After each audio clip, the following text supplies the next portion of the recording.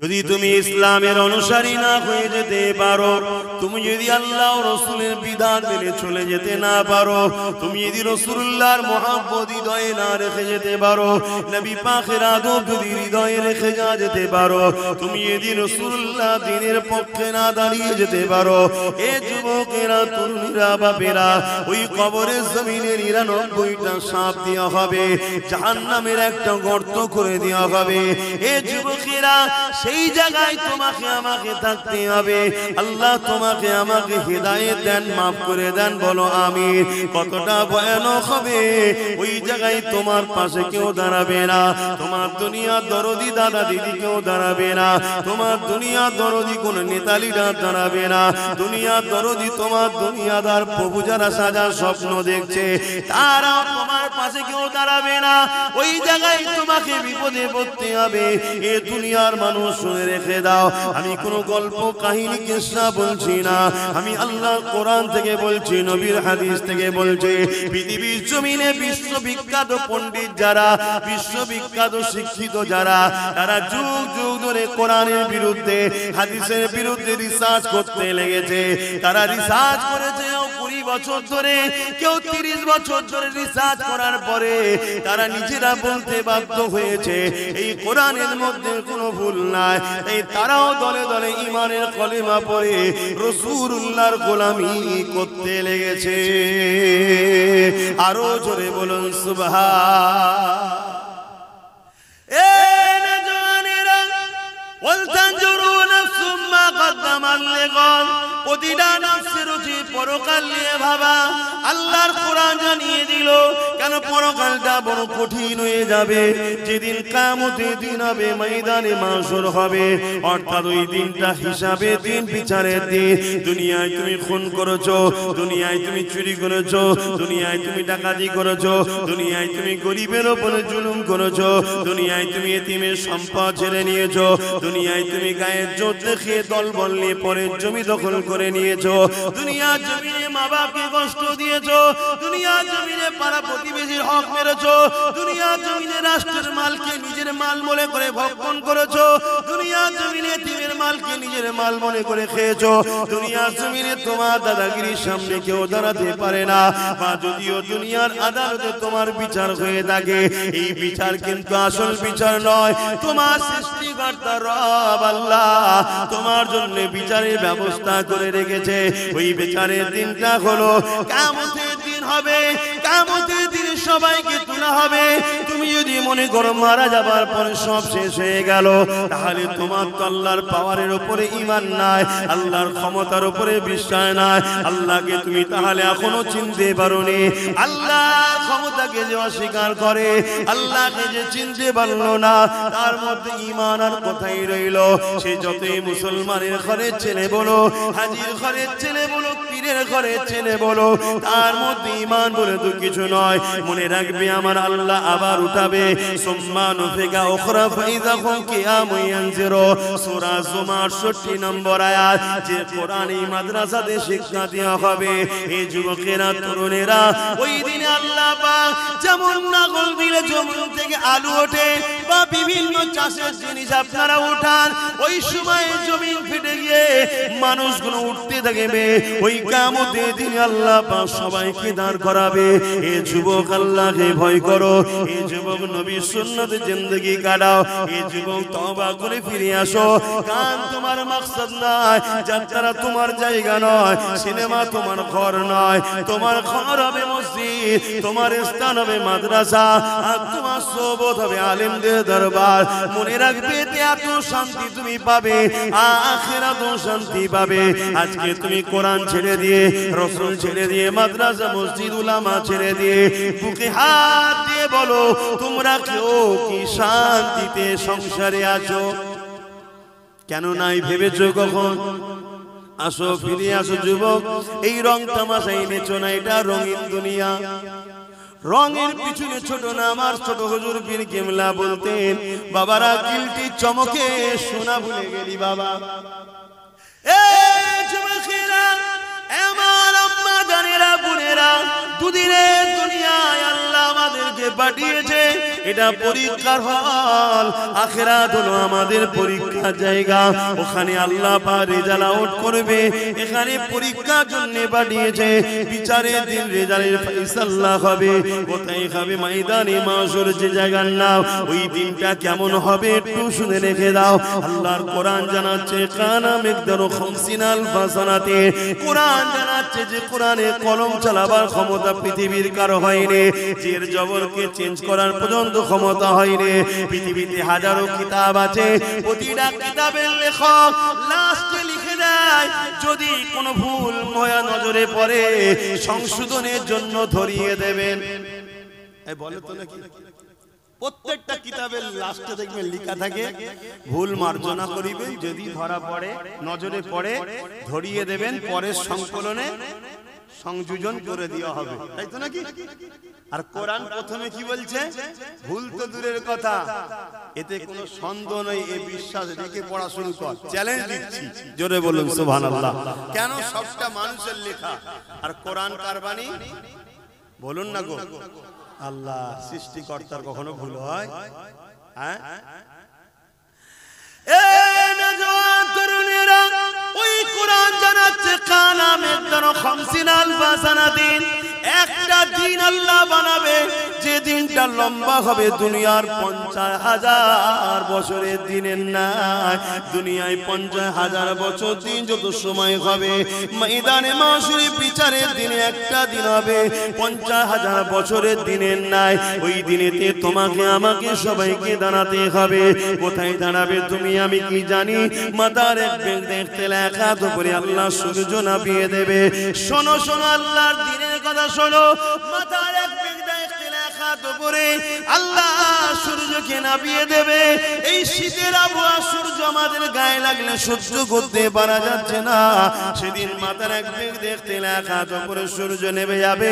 সূর্য বর্তমান কোটি কোটি মাইল দূরে রয়েছে। সেদিন মাথার এক বেগ দেখতে লেখা তো করে আল্লাহ নামিয়ে দেবে। সূর্যের বর্তমান যে তাপ আছে কোটি কোটি মাইল দূর থেকে লাগছে, এতে সহ্য করতে পারছি না। সেদিন সূর্যের 12 গুণ তাপ বেড়ে যাবে। মাথার এক বেগ দেখতে লেখা তো করে দাঁড়িয়ে যাবে। এ যুবক, তোমার কি একটু ভয় হয় না? হ্যাঁ, শয়তানি ধোঁকায় পড়ে দুনিয়াদারির পাল্লায় পড়ে ভুল কখনো হয়ে যায়, কিন্তু এত গাফলতি কেন রে যুবক? তোমার যদি এখনই মৃত্যু হয়ে যায়, তুমি তো আর ফিরে আসার রাস্তা পেলে না। তোমার তো পরিবর্তনের আর কোনো সুযোগ রইল না। কি হবে সেই দিনে তুমি কি কখনো চিন্তা করো না? সেই দিন কোনো দাদাগিরি চলবে না, কোনো নেতা নেতৃত্ব চলবে না। ওই দিনে সমস্ত নবীরা বলবে নফসি নফসি নফসি নফসি নফসি। তাহলে তোমার আমার দশাটা কি হবে? দেখো, তোমার আমরা যাদের পিছনে ঘুরে বেড়ায়, যাদের জন্য জিন্দেগি কুরবান করে দেয়, যাদের পিছনে টাইম গুলোকে নষ্ট করে কাটিয়ে দাও, যারা তোমাদের ক্ষমতা নিয়ে মসজিদ মাদ্রাসাকে উজাড় করতে লেগেছে, মনে রাখবে সেই দিনে এই জাহান্নামী গুলো তোমাদের কিছুই করতে পারবে না। তাদেরকে তোমরা খুঁজেও পাবে না, কেননা তারা বেহিসাব। যেমন অনেক মানুষ জান্নাতে যাবে, এই জাহান্নামী গুলো বেহিসাব জাহান্নামের দরজার গোড়ায় আগিয়ে যাবে। মনে রাখবে কানা মিকদারু 50 আলফা সানাতি। 50,000 বছর পর বিচার শুরু হবে। ওই দিনটা কেমন হবে আল্লাহ পাক জিবরাইলকে জানিয়ে দেবে। ও জিবরাইল, আমার জাহান্নামকে নিয়ে এসে আরশের পাশে বাঁধাও। কিতাবের কথা বলে যাচ্ছি, শোনো। 70,000 জিনজিল দিয়ে জাহান্নামকে বাঁধা হবে। এক একটা জিনজিলে 70,000 করে ফেরেশতা ধরে রাখবে, তথাপিও জাহান্নামকে ধরে রাখতে পারবে না। লম্বা লম্বা জিভ বার করে জাহান্নাম তেরে তেরে আসবে গুনাহগারদের ঘরে ধরার জন্য। এই কঠিন দিনেতে এমন বাপ পাওয়া যাবে নিজের ছেলেকে জমিনে শুইয়ে দিয়ে তার বুকের উপরে পা দিয়ে দাঁড়িয়ে যাবে। কেননা এই সূর্যের তাপে তার জমিনটা পুরে পুরে লাল হয়ে গেছে। যেমন লোহা খুলে দিলে লাল হয়ে যায়, লোহা যেমন আগুনে দিলে লাল হয়ে যায়, সূর্যের তাপে জমিনটা লাল হয়ে গেছে। এই মানুষ জমিনে দাঁড়াতে পারবে না। ছেলেকে বুকে শুইয়ে দিয়ে বাপ বুকের উপরে পার দাঁড়িয়ে যাবে।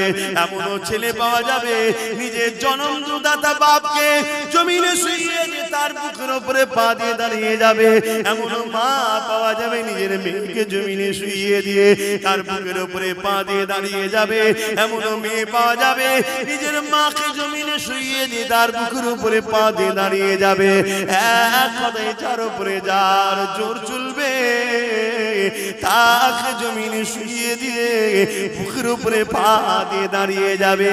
এ আমার আব্বা জানেরা, মায়েরা, বোনেরা, সূর্যের তাপে দে মানবার ক্ষীণ গুণ নাক দিয়ে গলে গলে গলে গলে পড়তে লাগবে। ওই দিনটা তোমার আমার কি হবে উপায়? মুসলমান ঘরের ছেলে মেয়েরা, তরুণেরা, বাপেরা, এ নবী পাকের উম্মত উম্মতি গণেরা, শুধু মুসলমান মুখে দাবি করলে হয় না, অন্তর আল্লাহর দ্বীনের উপরে মহব্বত ভালোবাসা থাকা দরকার। এ নওজওয়ানেরা, যুগে যুগে একদল জালিমরা চেয়েছে তারা আল্লাহ দ্বীনকে জমিন থেকে মিটিয়ে দেবে। কেন? তারা মানুষের খোদা হতে চেয়েছে, মানুষকে লুটতে চেয়েছে। ইসলাম সর্বসময় মানুষের পক্ষে কথা বলেছে, ইনসাফের পক্ষে কথা বলেছে, ইনসানিয়াতের পক্ষে কথা বলেছে। ইসলাম শিক্ষা দিয়েছে মানুষ গরিব হলেও তার উপরে জুলুম করা যাবে না, কালো হলো ফর্সা তার উপরে জুলুম করতে পারবে না। তাই সবার সমান অধিকারের কথা বলেছে। এই জন্য যুগে যুগে একদল জালিমরা ক্ষমতার জোর দেখিয়ে ইসলামকে মুছার চেষ্টা করেছে। তাদের মধ্যে একজনের নাম হলো চেঙ্গিস খান। সে চেয়েছিল পৃথিবীর জমিন থেকে ইসলামকে মুছে দেবো। এই বাগদাদের মাদ্রাসাগুলোতে আগুন ধরিয়ে দিয়েছিল, মসজিদগুলোতে আগুন ধরিয়ে দিয়েছিল। 1 কোটির উপরে মুসলমান আলেম উলামা সহ মেরে দিয়েছিল, হাফেজে কোরআন গুলোকে মেরে দিয়েছিল। কেন? তারা চেয়েছিল কোরআন যদি কিতাব গুলোকে পানিতে ফেলে দেওয়া হয়, পুড়িয়ে দেওয়া হয়, কিন্তু হাফেজ সাহেব যদি রয়ে যায় আর আলেম যদি রয়ে যায়, হাফেজ তেলাওয়াত করবে আর আলেম হুবহু নকল করে তৈরি করে দেবে। এই যুবকেরা, তরুণেরা, তাই হাজারো চেষ্টা করে 1 কোটির উপরে মানুষ মেরে মসজিদ মাদ্রাসা গুলোতে আগুন দেওয়ার পরও সে মিটে গেছে। দুনিয়া তাকে স্মরণ করে না, তার অস্তিত্ব দুনিয়াতে নাই, তার উত্তরসূরি দুনিয়া জমিনে নাই। কিন্তু মনে রাখবেন পৃথিবীর জমিনে আজ লাখো লাখো হাফেজে কোরআন আছে, লাখো লাখো আলেম আছে, লাখো লাখো মুফতি মাওলানা রয়েছে, লাখো লাখো মসজিদ মাদ্রাসা আছে। 250 কোটি মুসলমান পৃথিবীতে রয়েছে। আরো জোরে বলুন সুবহান। বাপেরা, নওজওয়ান তরুণেরা, এই জানাটা আপনি কোনো কলেজ, স্কুল, ভার্সিটিতে পাবেন না। আপনি ডাক্তার হতে পারবেন, আপনি ইঞ্জিনিয়ার হতে পারবেন, আপনি জজ হতে পারবেন, আপনি পুলিশ হতে পারবেন, আপনি বড় বড় পলিটিক্যাল সায়েন্স পড়ে রাজনীতিবিদ হতে পারবেন, কিন্তু আপনার উত্তম আখলাক, উত্তম চরিত্র ওখান থেকে পাবেন না। যে জন্য আল্লাহ সৃষ্টি করেছে উত্তম আদর্শওয়ালা মানুষ হতে গেলে ওই শিক্ষা আপনাকে কোরআনের শিক্ষা নিতে হবে। কেননা দুনিয়া জমিনে কোরআন এমন একটা কিতাব, জালিকাল কিতাব লা রাইবা ফি, এর মধ্যে ভুল তো দূরের কথা, এর মধ্যে কোনো সন্দেহ নাই। আপনি জানেন কি জানি না, পৃথিবীর বুকে কয়েক মিলিয়ন বিলিয়ন কোটি ডলার টাকা খরচ করে করে প্রতি বছরে কোরআনের রিসার্চ করতে চলেছে। 2 কারণে রিসার্চ হতে লেগেছে। 1, কোরআনের ভুলবার করার জন্য, আর 1 কারণটা হলো কোরআনের মধ্যে জমিনের তলার গোপন রহস্য রয়েছে, কোরআনের মধ্যে প্লেন আবিষ্কারের রহস্য রয়েছে, কোরআনের মধ্যে সায়েন্স রয়েছে, ম্যাথমেটিক্স রয়েছে, কোরআনের মধ্যে দর্শন রয়েছে, ফিলোসফি রয়েছে, কোরআনের মধ্যে আপনি টেকনিক্যাল বিজনেস সব কিছু রয়েছে। এই কোরআন থেকে বিশ্ব গবেষণা করে তারা আসমানে চলে যাচ্ছে, চাঁদে চলে যাচ্ছে, সেই জন্য তারা রিসার্চ করতে লেগেছে। আর 1 কারণে রিসার্চ হতে লেগেছে, এই কোরআন মানুষকে হিদায়াতের রাস্তা দেখায়, সত্যের রাস্তা দেখায়। তাই মানুষের খোদা যারা হতে চাইছে রয়েছে তারা কোরআনকে মিথ্যা প্রমাণ করতে পারলে তাহলে দুনিয়া জমিনে কোরআনকে কেসের মাধ্যমে বন্ধ করে দেবে। কিন্তু আল্লাহ শুকরিয়া আদায় করে বলি ১,৫০০ বছর ধরে দুনিয়ার হাজারো জালিম চেষ্টা করছে, হাজারো মানবরূপী পশু চেষ্টা করছে, তারা চেষ্টা করে করে করে করে কেউ কেউ স্বীকার করে নিয়েছে এই কোরআনের মধ্যে ভুল তো দূরের কথা, এই কোরআনের মধ্যে কোনো ভুল তো নাই। ভুল একটা পেয়েছি রিসার্চ করতে গিয়ে ওটা আমার মধ্যে, আমি কোরআনকে এখনো না মেনে আছি, এটাই ভুল। তাই তারা দলে দলে ঈমানের কালেমা পড়ে মুসলমান হয়ে যাচ্ছে। আরো জোরে বলুন সুবহান। এই কঠিন দিনেতে কি হবে তোমার আমার উপায়? এই কঠিন দিনেতে যারা হাফেজ হাক্কানি হবে তাদেরকে যখন জান্নাতে আল্লাহ যেতে বলবে, যান আপনাদের এখানে দাঁড়াতে হবে না। মন দিয়ে শুনে, বাপের গল্প শোনাচ্ছি, নবীর হাদিস শোনাচ্ছি। এই যুবকেরা, আল্লাহ পাকের হাফেজের কোরআন দিগকে আল্লাহ বলবে, আমার হাফেজ সাহেব বান্দারা, দুনিয়া জমিনে আপনারা আমার কোরআনকে আয়ত্ত করেছে, দুনিয়ার মানুষ আপনাদেরকে অনেক ছোট বড় কথা বলেছে, এই হাফেজ সাহেব হয়ে কি হবে? একে যদি ডাক্তার উকিল জজ করা হতো, কোটি কোটি টাকা ইনকাম করতো, আরে বাপ মাকে হজে পাঠাতো, ভালো মন্দ গাড়ি চাপাতো, অনেক কিছু করাতো, এই হাফেজ সাহেব হয়ে কি আর করবে? ওই তো মসজিদে গিয়ে ২,৫০০-৩,০০০ টাকা নেবে, ছাড়া আর কি পাবে? তথাপিও আপনারা কারো কথায় কান্না দিয়ে এ হাফেজ সাহেবরা তোমার আমার কোরআন তেলাওয়াত করেছো, আমার কোরআন আয়াত্ত করেছো, দুনিয়াকে আমি চ্যালেঞ্জ দিয়েছিলাম, অর্থাৎ আল্লাহ চ্যালেঞ্জ দিয়েছে। যখন কোরআনের বিরুদ্ধে ষড়যন্ত্র হয়েছিল জাহিলিয়াতের যুগে, আমার আল্লাহ বলেছিল দুনিয়ার মানুষ আল্লাহ ছাড়া সবাইকে একত্রিত করে কোরআনের একটা আয়াত লিখে দেখাও, তারা পারেনি। এবং আল্লাহ জানিয়েছে এই কোরআনকে কিয়ামত পর্যন্ত দুনিয়া জমিনে হিফাজতের দায়িত্ব আমি আল্লাহ নিয়ে নিলাম। এ আমার হাফেজে বান্দারা, তাই তোমরা আমার কোরআনকে দুনিয়ার কাগজ কলমে তো লেখা রয়েছে, দুনিয়া যদি সেগুলোকে মিটিয়ে দিতে চায়, তোমরা তাই নিজেদের সিনার মধ্যে আমার কোরআন আয়ত্ত করে নিয়েছিলে। আমার হাফেজে বান্দারা, আজকে তোমাদেরকে এই কঠিন দিনে ময়দানে মাশরে দাঁড়াতে হবে না, তোমরা আমার জান্নাতে চলে যাও, জান্নাতে চলে যাও।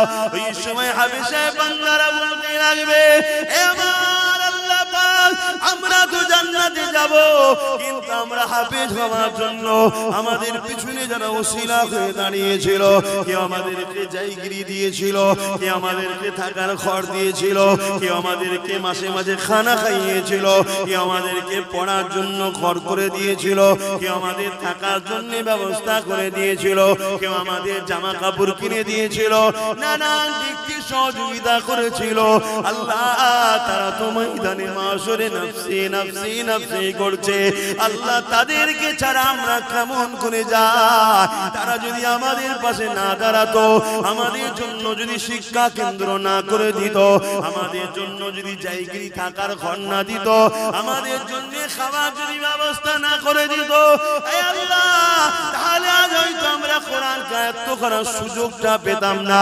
বেশক আপনি স্মরণ করিয়ে রেখেছে, কিন্তু ওসিলা তো তারা হয়েছিল। আল্লাহ তাদেরকে ছাড়া আমি জান্নাতে যাব না। আমার আল্লাহ বলবে, সত্যাটা সত্য বলছি এরা, হে আল্লাহর পারিস্তানে যাও যাও যাও যাও, এই হাফেজদের কাতারে একজন হাফেজ সাহেবের সাথে ৭০ জন পর্যন্ত ব্যক্তিকে আমি আল্লাহ মাফ করে দিয়ে জান্নাতি ঘোষণা দিলাম। আরো জোরে বলুন সুবহান। নারীগুলোকে ভোগের পাত্রী বানাতে চেয়েছে, নারী মানে শুধু ভোগের জিনিস, কিন্তু ইসলাম বলেছে না, নারী ভোগের জিনিস নয়, নারী মা হবে, নারী বোন হবে, বেটি হবে। হ্যাঁ, নারীর মধ্যে থেকে একজন তোমার স্ত্রী হবে, সেও ভোগের নয়, ভোগের নয়, স্ত্রীর সম্মান পাবে। অর্থাৎ নারীদেরকে সম্মান ইসলাম দিয়েছে। আর দুনিয়া জালিমরা নারীদেরকে ভোগের পাত্রী বানাতে চেয়েছে। নারীগুলোকে জন্তু জন্তু পুঁতে দিত, নারীগুলোকে স্বামীর সঙ্গে পরিয়ে দিত। বাপেরা শোনো গো, ইসলাম কাকে বলে? ইসলাম এসে মেসেজ দিল না নারী কখনো অশুভ নয়। তারা বলেছিল নারী অশুভ, তাই বাঁচার অধিকার নাই। আর ইসলাম জানিয়ে দিল না না না, কারো ঘরে যদি কন্যা সন্তান হয়, এর মানে ওই বাড়িওয়ালার পক্ষে মহান সৃষ্টিকর্তা শান্তি রহমতের মেসেজ দিল। আল্লাহ দিন জানিয়ে দিল, আমার রাসূলুল্লাহ বলে দিল নারী অশুভ নয়। কারো ঘরে যদি নারী জন্ম হয়, আমার আল্লাহ ওই বাপকে জান্নাতের মেসেজ দিল। আল্লাহ নবী আরো জানিয়ে দিল, এ দুনিয়ার মানুষেরা, নারীগুলোকে ভোগের পাত্রী বানিয়ে রেখেছো, এগুলো তোমরা অন্যায় করতে লেগেছো। নারীদেরকে আজাদ দাও, তাদেরকে বাঁচার স্বাধীনতা দাও। তারা যেভাবে আল্লাহর হুকুম সেইভাবে তারা চলবে, তাদের উপরে জুলুম করো না। আমি রাসূলুল্লাহ জানিয়ে দিই, কারো ঘরে যদি পর পর 3টে কন্যা সন্তান হয়, আর ওই 3 কন্যা সন্তানের বাবা যদি ওই নারীগুলোকে দিন শিখিয়ে পর্দা পশিদার মধ্যে রেখে নেকাহ বিবাহটা দিয়ে দিতে পারে, ওই 3 সন্তানের বাবা আর আমি রাসূলুল্লাহ এইভাবে দুটো আগুন তুলে দেখিয়েছে, যেমন পাশাপাশি রয়েছে আল্লাহর জান্নাতে ওই 3 কন্যার বাবা আর আমি রাসূলুল্লাহ পাশাপাশি থাকিব। আরো জোরে বলুন সুবহান।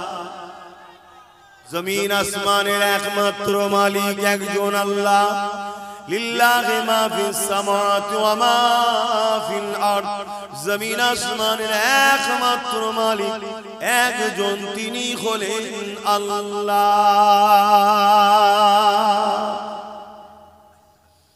সেজদা তিনার জন্য, দাসত্ব শুধুমাত্র তিনার জন্য।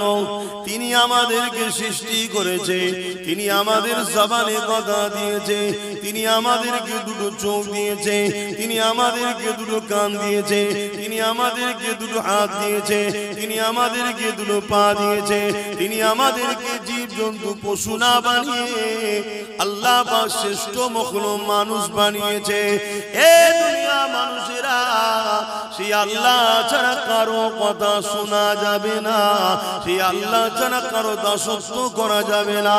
তিনি আমাদের মালিক, তিনি আমাদের রিজিক দাতা। জমিনে গাছ তুমি আমি লাগাই, ওই গাছটাকে বাঁচিয়ে ফসল যিনি দেয়, তিনি হলেন আল্লাহ পাক। এটা বুঝাই না বুঝাই আপনারা? শুনতে শুনতে আমাদের ছেলেরা হালকা বয়সে একটু প্যান্ট শার্ট পরে, একটু হই হই করে ফেললো, ধর্মের উপরে টান এখনো কিন্তু আছে।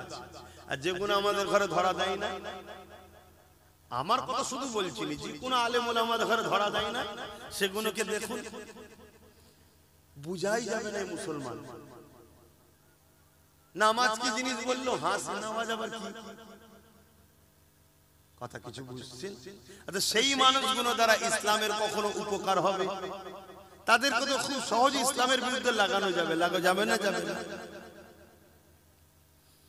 আজকে মিডিয়া খুলে দেখুন, একের পর এক চতুর্দিকে একটাই কথা বলতে লেগেছে, ইসলামই করে, ইসলাম ওই করে, ইসলাম এই বলে, কোরআন কি করে, কোরআন ওই করে, কোরআন সেই করে, কোরআনকে ব্যান্ড করো, ইসলামকে ব্যান্ড করো, রাসূলুল্লাহর বিরুদ্ধে কথা, আল্লাহর বিরুদ্ধে কথা, মসজিদের বিরুদ্ধে কথা, মসজিদগুলোকে ভেঙে দাও, মাদ্রাসার মধ্যে নাকি সন্ত্রাসী শিক্ষা দেওয়া হয়। এই মেসেজ সমাজের মধ্যে চলছে না চলে না? আওয়াজ দেবে। এগুলো কি ঠিক বলছে? এই যে মেসেজগুলো যারা ছড়াচ্ছে, কি সত্যবাদী? সব থেকে বড় মিথ্যুক কাজ্জাব তারা। কিন্তু তারা গেনার হচ্ছে, মেসেজ ছড়াতে পারছে কেন? আমাদের সমাজেরই বড় একটা যুব সমাজ না বুঝে হোক, আর লোভে পড়ে হোক, বা ইসলাম থেকে দূরে সরে যে হোক, চুপ করে আছে, বা তাদেরই পিছনে হই হই করে ঘুরে বেড়াচ্ছে, আছে না? না। এই ঘরটা তৈরি হলে এখান থেকে কি মেসেজ দেওয়া হবে? কোরআন মানুষ বানায়। জোরে বলুন সুবহানাল্লাহ। এখান থেকে কি মেসেজ দেওয়া হবে? মানব প্রেমের, দেশ প্রেমের, ইনসাফের, ইনসানিয়াতের, সাম্যের। এটা ইসলাম। এখানে ইসলাম শেখানো হবে। আজকে যারা ইসলামের জন্য মানুষের খোদা হতে পারছে না, তারা কখনো চাইবে মাদ্রাসাটা গড়ে উঠুক? মা তাদেরই হাতের পুতুল হয়ে আমার কওমের যারা নাচছে, তারা কি চাইবে মাদ্রাসাটা হোক? আমি বড় অনুরোধ করছি, আগে যে কোনো বিষয়কে জানুন। আপনি ইসলামের দাবি করলে শুধু হয় না। আল্লাহ আপনাকে সৃষ্টি করেছে, কেন করেছে জানবেন না? কি জন্য বানালো? দুনিয়া জমিনে তুমি যাও, দুটো হাত দিয়েছি, গরিবকে লোটো, এতিমকে লোটো, হারাম ইনকাম করো, যা খুশি করবে তাই না। আল্লাহ দুটো হাত দিয়েছে কেন জানবেন না? দুটো পা দিয়েছে কেন জানবেন না? আপনাকে আল্লাহ কুকুর না বানিয়ে, গরু ছাগল গাধা না বানিয়ে আশরাফুল মখলুকাত কেন করলো জানবেন না? আমাদের যুবকরা যদি আমাদের কাছে না আসে, আমরা বুঝাবো কি করে? আর আমাদের কাছে এরা আসুক। দুনিয়ায় যারা তোমাদের খোদা হতে চাইছে, তারা কখনো চাইবে? কথা বলো, চাইবে না। তারা হাজারো দিক দিয়ে আমাদের বিরুদ্ধে, যেমন কোরআনের বিরুদ্ধে মিথ্যা প্রচার করছে, রাসূলুল্লাহর বিরুদ্ধে মিথ্যা প্রচার করছে, দ্বীনের বিরুদ্ধে মিথ্যা প্রচার করছে। তারা হাজারো দিক দিয়ে আমাদের বিষয়ে মিথ্যা প্রচার করছে, যাতে করে তোমরা উলামাদের কাছে না যাও, যাতে করে তোমরা মাদ্রাসা মসজিদে দান না করে ফেলো, যাতে করে তোমাদের এখান বা বিভিন্ন জায়গায় মাদ্রাসা না গজিয়ে ওঠে। খুব ভালো করে বোঝো, আমার দেশের উত্তর প্রদেশে 25,000 মাদ্রাসাকে ব্যান করে দেওয়া হয়েছে। জানো কত? 25,000। কারণ কি? জীবনে একটা দেখাতে পারবেন যে মাদ্রাসা থেকে পড়াশোনা করে কোন ছেলে তার মাকে বৃদ্ধাশ্রমে দিয়েছে? কথা বলে। বৃদ্ধাশ্রমটা বিজনেস না? বিজনেস নয়। বৃদ্ধাশ্রম যারা করে, এটা বিজনেস না? বিজনেস নয়। জোরে বলুন, বিজনেস। মুসলিম সমাজের মধ্যে যদি কেউ কোন মাকে বৃদ্ধাশ্রমে দিয়ে আসে, সে কখনো জান্নাত যাওয়া তো দূরের কথা, জান্নাতের খুশবু পাবে না। সে যত বড়ই নামাজি হোক, হাজি হোক, মুফতি হোক, মাওলানা হোক, যাই হোক, ওর মা যদি কোনোদিন ওর ব্যবহারে একবার তাম পৃথিবীর মলি সাহেবকে দোয়া করি, ওকে জান্নাতে কেউ ঢুকাতে পারবে না।